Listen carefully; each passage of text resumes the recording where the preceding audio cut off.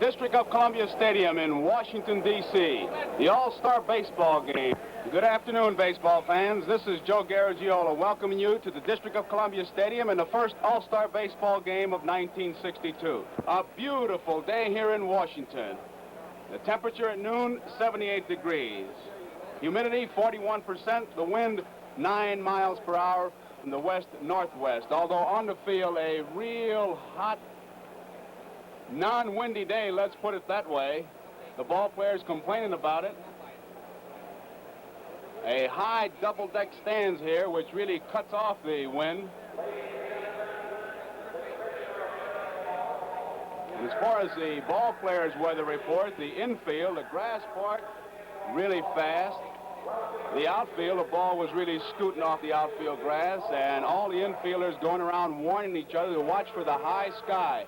Not a cloud in the sky, which makes it for a little bit of a problem as far as pop flies are concerned. There are no little angels up there, the little white clouds that'll help the ball player.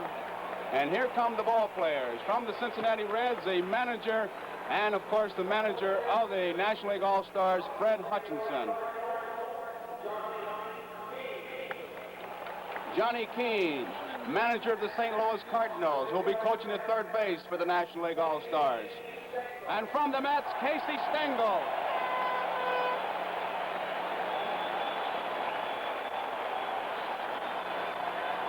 Casey Stengel. Casey will be coaching at first base, and asking Casey about it, Casey said yes, and it's uphill. You'll have to decode that. From the Houston Colt 45's pitcher, Dick Farrell.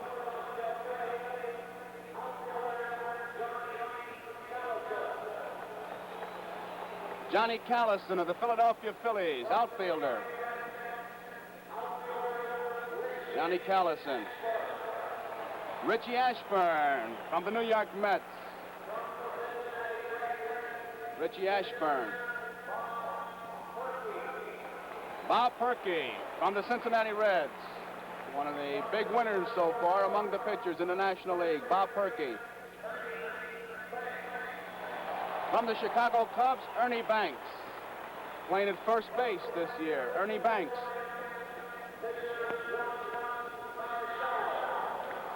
From the San Francisco Giants, pitcher Juan Marichal. Juan Marichal. There is Jim Davenport from the San Francisco Giants, third baseman, Jim Davenport. And here is Philippe Alou, outfielder from the San Francisco Giants, Philippe Alou.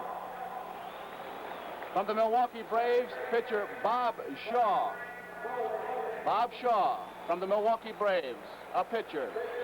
Frank Bowling, second baseman of the Milwaukee Braves, Frank Bowling. And here is Warren Spahn, the great left-hander from the Milwaukee Braves, Warren Spahn. Warren Spahn. Sandy Koufax from the Los Angeles Dodgers. He of no-hit fame and strikeouts, of course, Sandy Koufax. Maury Wills. Boy with the flying feet, Maury Wills of the Los Angeles Dodgers. Here is John Roseborough, catcher. John Roseborough. From the St. Louis Cardinals, Bob Gibson, one of the real hard throwers in the National League. Bob Gibson. Here comes Stan Musial now for the 19th year, a member of the National League All-Star team. Listen.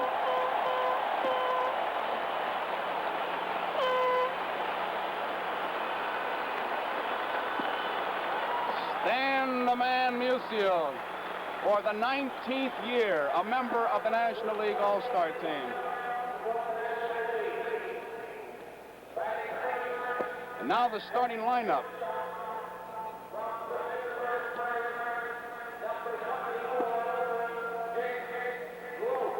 Dick Groat, who will lead off and play shortstop from the Pittsburgh Pirates. Dick Groat.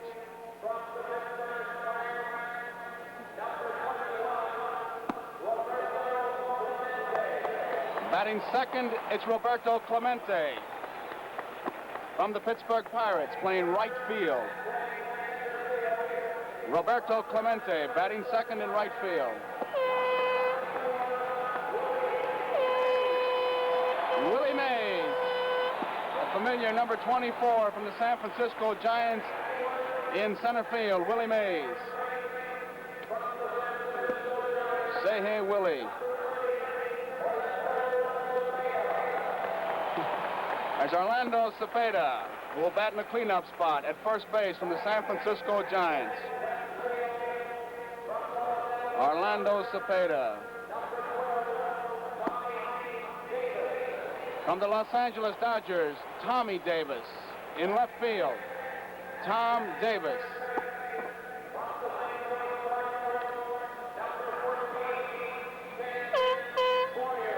From the St. Louis Cardinals, Ken Boyer, who'll be playing third base. Kenny Boyer batting sixth. Del Crandall, catcher from the Milwaukee Braves, a real comeback story. Out most of last year with the sore arm.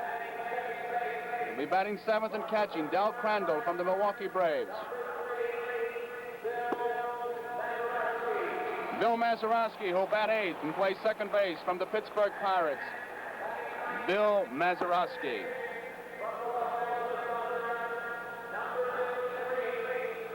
And there's Don Drysdale.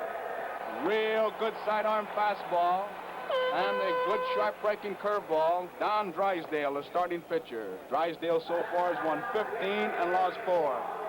The National League squad, as you see him lined up along the third base line. Now the American League squad. There is Ralph Houck, manager of the New York Yankees and the American League club. Ralph Houck.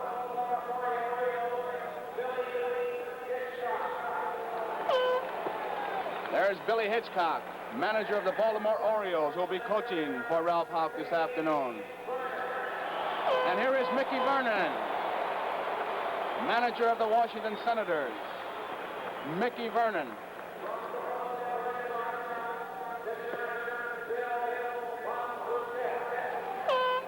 Bill Mom Bouquet, pitcher with the Boston Red Sox. Mom Bouquet.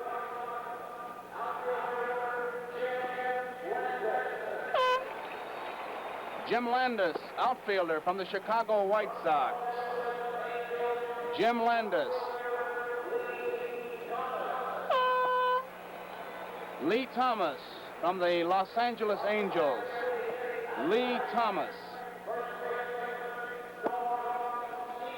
Norm Seaburn from the Kansas City Athletics. Norm Seaburn.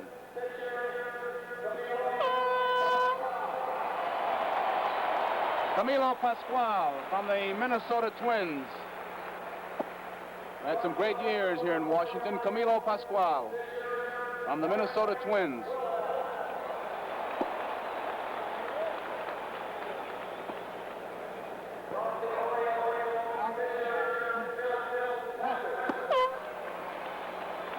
Here is Milt Pappas from the Baltimore Orioles. Hard throwing pitcher, Milt Pappas. And there you see him visiting with Pascual and waiting for Brooks Robinson, third baseman from the Baltimore Orioles. Brooks Robinson. Dick Donovan from the Cleveland Indians. Donovan. His catcher, John Romano from the Cleveland Indians. John Romano. Hank Aguirre from the Detroit Tigers. Left-handed pitcher, Hank Aguirre. There is Jim Bunning, the starting pitcher from the Detroit Tigers. Jim Bunning. Rocky Colavito, outfielder from the Detroit Tigers. Rocky Colavito. Ralph Terry from the New York Yankees. Ralph Terry. Also from the New York Yankees, shortstop Tom Tresh. Tom Tresh. And from Washington, Dave Stenhouse, the lone Washington Senator to make this all-star squad, Dave Stenhouse, a pitcher.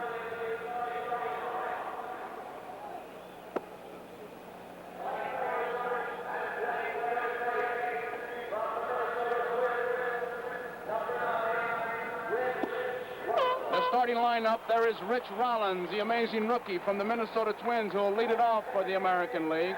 Rich Rollins. Billy Moran from the Los Angeles Angels, who will bat second and play second base. Billy Moran.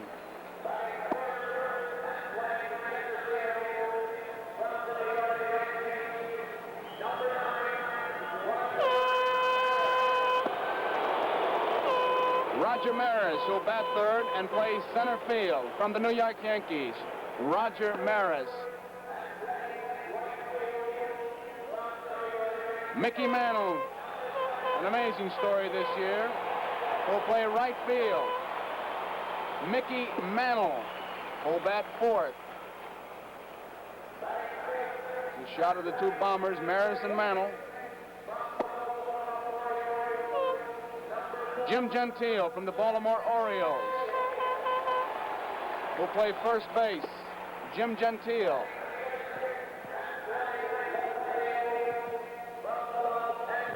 Leon Wagner of the Los Angeles Angels. Leon Wagner of the Los Angeles Angels, a real power hitter. Batting seventh and catching. Wagner in left field. Here is Earl Batty, the catcher. Earl Batty from the Minnesota Twins, the catcher. And playing shortstop from the Chicago White Sox, number 11. Luis Aparicio from the Chicago White Sox will bat eighth. Aparicio. And pitching from the Detroit Tigers. There's Bunning continuing to throw. Jim Bunning. Bunning, the starting pitcher. Been warming up a good 10 minutes now. He'll be the starting pitcher for the American League. Jim Bunning.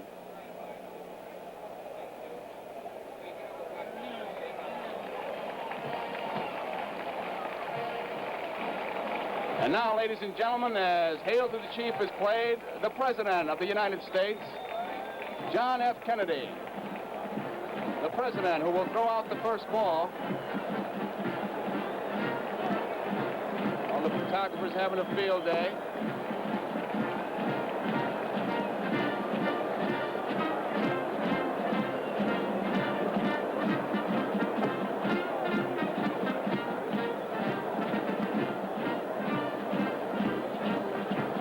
The President of the United States, Mr. John F. Kennedy.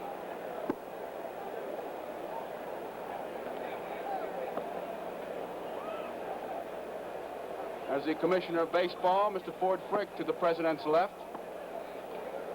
Vice President Lyndon Johnson is right behind him. There is President of the American League, Mr. Joe Cronin.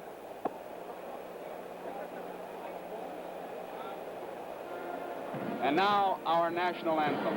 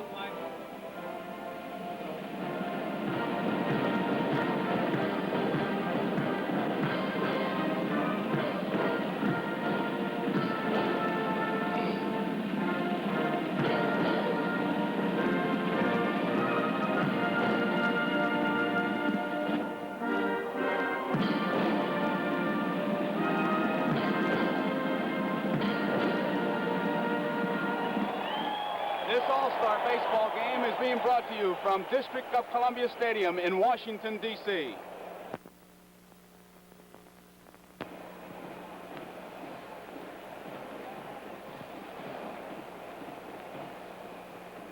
There is the starting pitcher for the National League, Don Drysdale.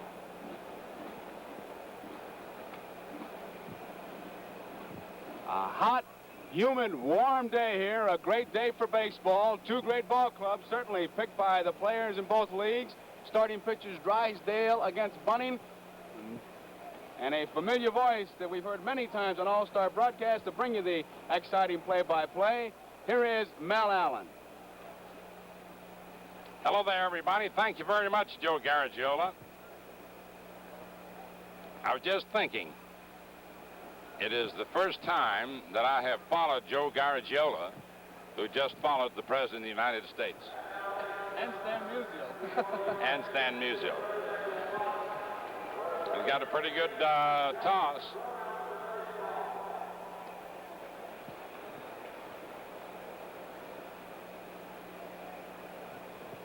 Earl Batty, who will be back to the plate.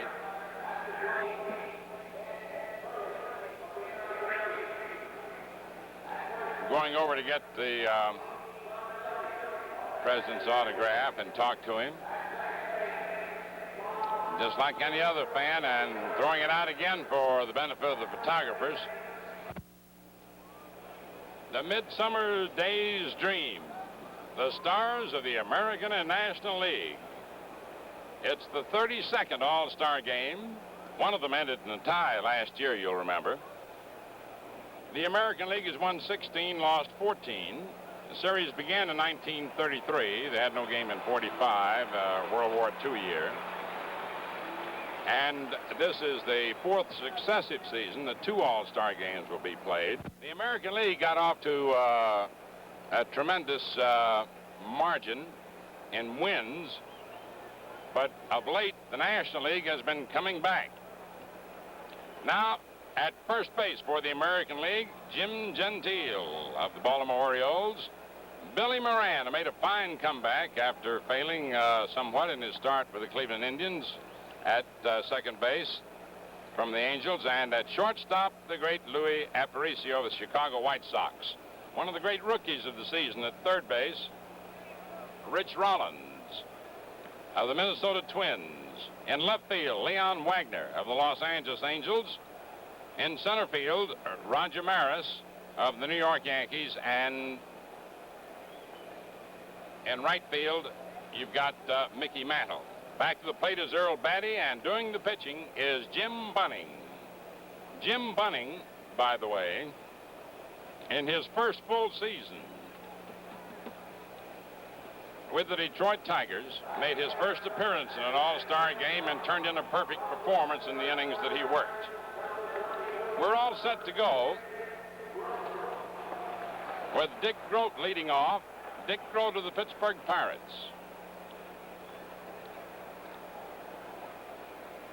Roberto Clemente on deck, and Willie Mays to follow.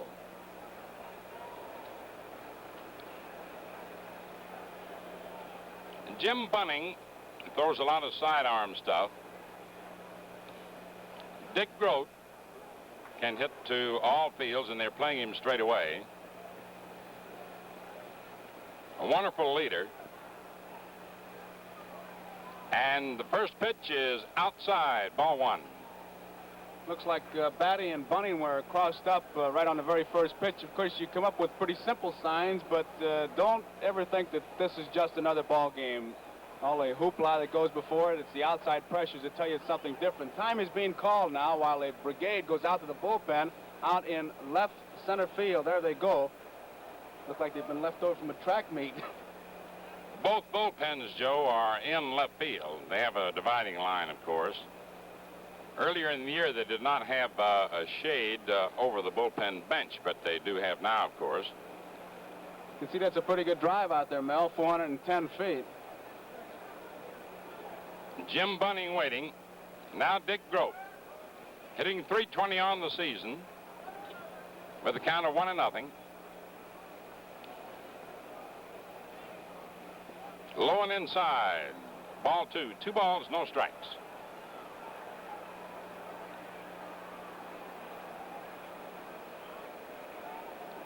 Bunning with a season record of 9-4 with the Tigers. Gets that one in there. and it's a 2-1 count. Bunning throws a lot of sliders, but just in talking to the other American League players, they'll tell you don't forget about his fastball. When he rears back and fires, he'll let you know something. Ground ball to short. Aparicio on to Gentile, and one away as we get underway in the nation's capital in Metropolitan Stadium.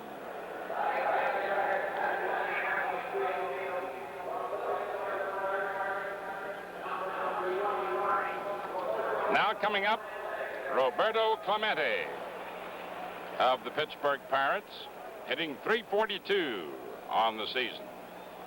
Clemente is a real hard swinger and knows no strike zone. He talks about hitting a bad pitch. Mr. Sisler has a good description. He's a good bad ball hitter, but a better good ball hitter. Strike one.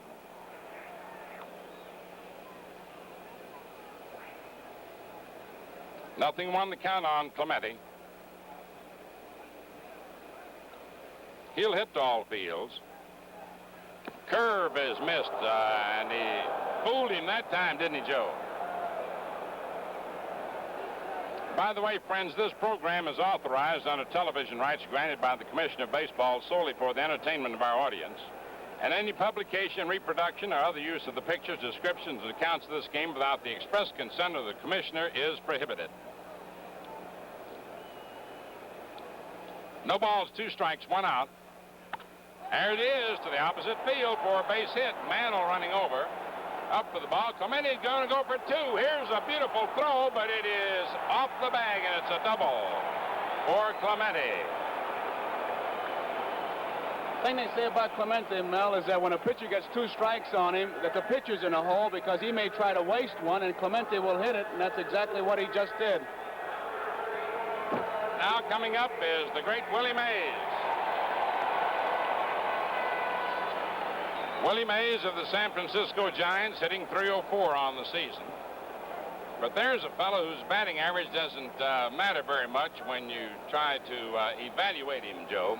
No, he can beat you 3 different ways, with his glove, with his feet, and with his bat. He put on quite an exhibition in batting practice, and Willie's become pretty much of a first ball hitter. He doesn't wait too much up there. That first good one, he'll rack it. It's in there, strike 1.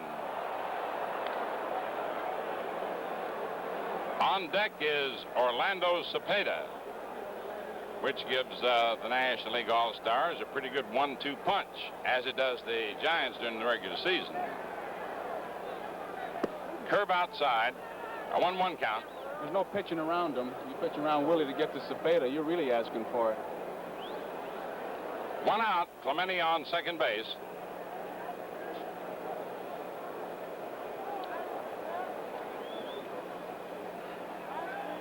Foul back, out of play. A 1-2 count.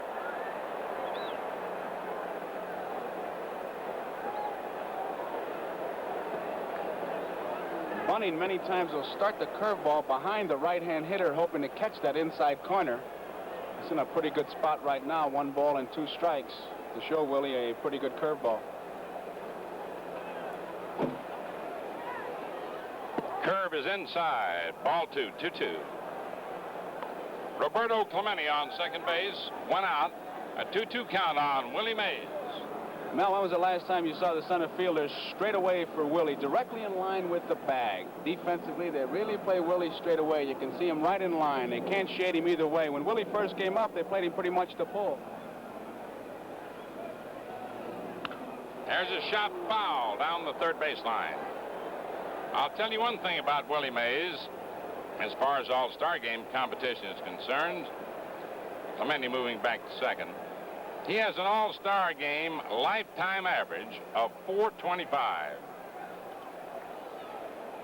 having appeared in 11 games.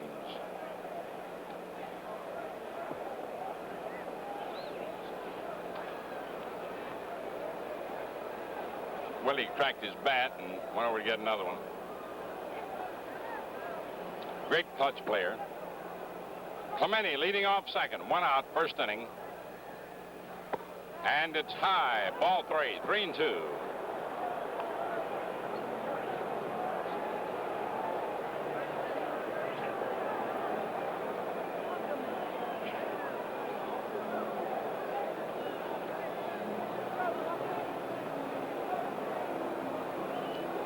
Full count on Willie Mays. Clemente off second. And a foul ball down the third base line, handled by third base coach Johnny Keane, manager of the St. Louis Cardinals. There's a pretty good reason why fellas win as many games as a bunting. A 3-2 count on Willie Mays. He threw something besides that fastball, which was, of course, that big, sharp-breaking curveball of Bunting's. Baseball people will always say that if you can control something besides a fastball when you're behind the hitter, you're some pitcher. A high foul off first. Gentile drifts over and makes the catch. That ball seemed to move away from him, Joe. A fastball he hit off the end of the bat. Bunting's got a good live fastball. Now coming up is Orlando Cepeda. Orlando's got a habit, Mal, of getting that back foot set. He doesn't get it set until that pitcher starts going. He'll edge it back and get right deep in that batter's box. One of the real good breaking ball hitters. He lays back for that ball, waits until the last minute, and then goes into it. Tremendous power. Cepeda hitting .309 during the regular season. There he goes. Look at that wide stance. Watch the back foot edge back. A little bit more. Outside, ball one. Cepeda, during the regular season, has driven in 68 runs. Let me double check that. 68 is right. Inside and high for a ball. 2 balls, no strikes. On deck is Tommy Davis. Jim Bunning of the Detroit Tigers. Orlando Cepeda at the plate. Clemente on second. 2-1 the count now on Cepeda.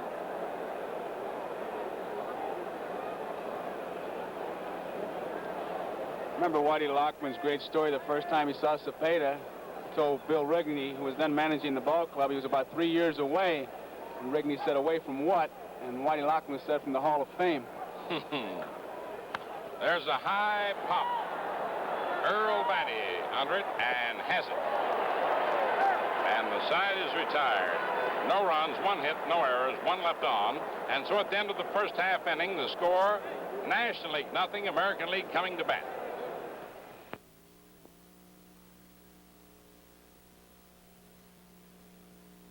Mm-hmm.